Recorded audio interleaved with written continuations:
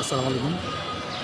সবাই দেখতে পাচ্ছেন গতকাল যে ভয়াবহ পরিস্থিতি ছিল এখন জাতীয় পার্টির বর্তমান জাতীয় পার্টির যে অফিসটা এখন বর্তমান অবস্থায় দেখা যাচ্ছে যে এখানে আইনশৃঙ্খলা বাহিনী আছে যে তারা কিন্তু সব ধরনের সমস্যা মোকাবেলা করছে।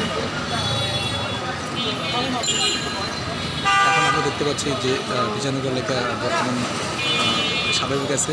আইনশৃঙ্খলা বাহিনী পরিস্থিতি অনেক সুন্দর করে অনেক সুন্দর ব্যবস্থা করছেন এবং জাতীয় পার্টির অনেক নেতাকর্মীকে এখানে দেখা গেছে।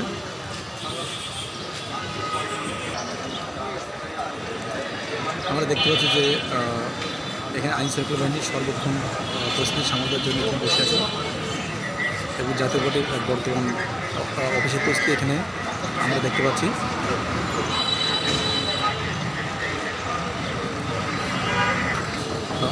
আমি যতটুকু জানতে পেরেছি যে ভিতরে জাতীয় পার্টির ভিতরে অনেক নেতাকর্মী এখনও অবস্থান করছেন, তাদের একটা আলোচনা হচ্ছে। তো এই ছিল আমার কাছে সর্বশেষ বিজয়নগর থেকে সর্বশেষ খবর।